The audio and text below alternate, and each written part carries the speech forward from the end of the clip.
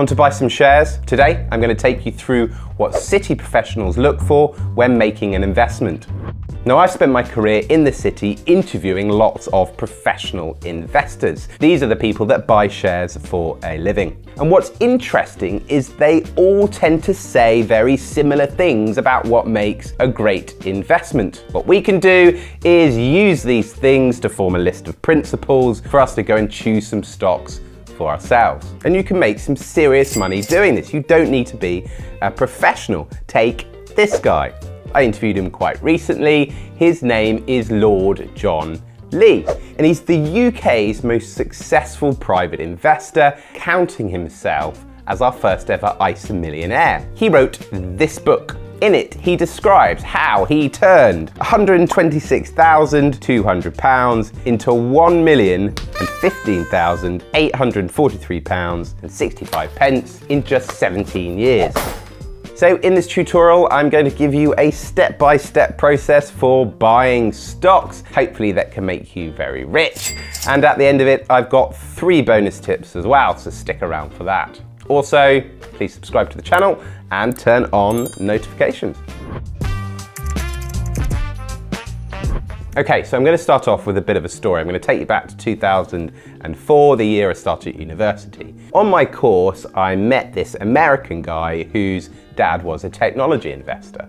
And this dad was particularly excited about the return of Steve Jobs to Apple in the late 90s. And it was really the beginning of its transformation towards these high-end mass market, beautifully designed consumer electronics. Now don't worry, I know there's lots of films that have been made about Apple, so I'm not going to go into its history.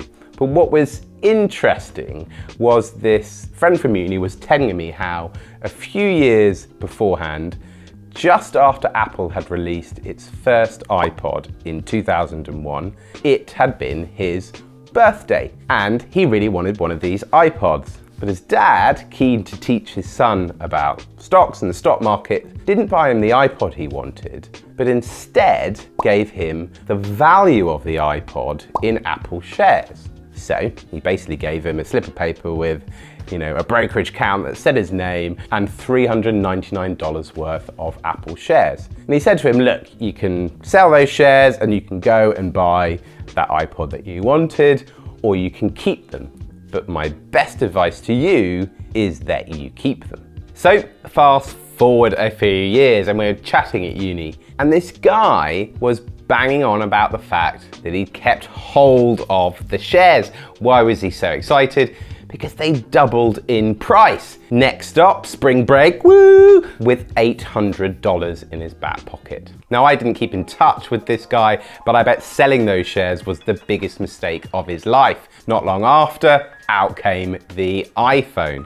And in the subsequent years, the shares soared in value. The company is now the world's most valuable company. The total cost of all of its shares, if you were to buy them, is $3 trillion.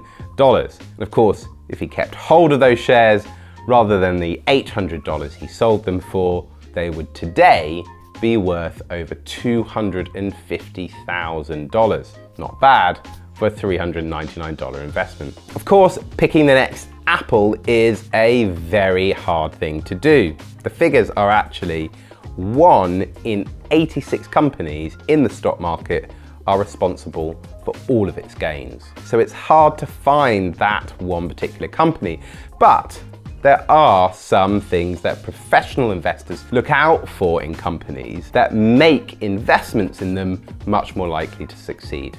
And this is what we can use as our criteria for picking stocks. Okay, before we get on to the key things that you look out for, there are a few things that need sorting before you start. First, you have to find an online broker. This is just a website where you buy shares, and there are quite a few of them out there. Trading platforms like CMC and eToro. You've got traditional platforms, some of the older style brokers like AJ Bell, an interactive investor. And then there are cheap brokers too, like Freetrade. When assessing a broker, make sure you check fees because transacting in shares often costs money every time you make a trade every time you buy, every time you sell. Some of the brokers, like Freetrade, don't charge anything for transactions. Others may block them up so that you'll get a certain amount of trades per month. Just look into the details when you're selecting a broker. Okay, second thing to do is open a stocks and shares ISA. Now this is just a financial account which you open at your broker and then credit with some money to then start trading. What's special about it is that it shields you from having to pay any taxes on any gains you might make in the growth of the share price or on any income that you might receive from them as well, any dividends that you might receive from the stocks. It's all official, nothing dodgy, something that's government incentivized, but it does come with a limit to how much you can put into an ISA every year, and that's £20,000 each tax year. Third and final little bit of advice before you start investing in shares, be aware of the risks. Don't put down more than you can afford to completely lose. Shares are very risky. You are attached to the fate of one particular company and they frequently lose money. If you don't want to take that much risk, then you can leave it to professional investors and buy into a fund or an investment trust and they will do that selection for you, investing in lots of different shares, which reduces your risks. Also, make sure you have cash savings on hand. Don't lock up all of your money in the stock market. During periods where they are down, this could force you to crystallize some losses if you really need the cash. Okay, our 5-point guide for picking some stocks. First, you've got to gather some ideas, which requires taking some interest in business and the market. Now, you might start with companies that have products you know and love. We talked about Apple, but over time, you need to go a little bit deeper beyond just products and services that are simply quite visible to the public. Papers such as the Financial Times and Investors Chronicle, quite good, they're fairly formal. There's also more specialist websites and blogs out there. Yahoo Finance, Stockopedia, and Motley Fool come to mind. And then there are more informal places that you can go, some forums like Reddit. Wall Street Bets is obviously fairly famed for the whole meme stock craze. Number 2, you really need to research the company, its products, and the industry that it sits in really thoroughly. The company's report and accounts are actually a real treasure trove of information. So is its website. Now you need to understand how the company makes its money, who its competitors are, where it sits within that competitive landscape, and also how much potential the industry in general has for growth. Don't invest in the things that you don't understand, things that are really complex. That is a piece of advice that comes from the doyen of investing himself, Warren Buffett. Number 3, look at the company's financials. You need to assess how solid that ground is that it sits on. And it isn't always the easiest things, but there are 4 important areas that some of the professional investors that I've spoken to point to. Okay, the first thing to look for in the financials are the profits. And what you want is a trend line that's going up, consistently rising profits as it's signaling a company that's a bit more reliable and established in the industry that it's in. Next in the financials, profit margins. A juicy margin is pretty desirable as it signals the company's ability to weather storms if sales start to falter, making it a bit less risky. Remember though, different industries will have different levels of profitability, so you need to make relative comparisons. Okay, the third thing to look out for in the financials are dividends. This is the slice of profits that are paid out to shareholders, and it's often seen as a really positive sign because it signals financial discipline. The fourth area to look at in the financials is the debt of the company. You don't want too much debt, too much leverage, because this is not sustainable and it signals a pretty risky business. Find companies with manageable levels of debt. Okay, financials done. The next thing we need to look at is the valuation of the shares. So it means finding out if the shares are expensive or not.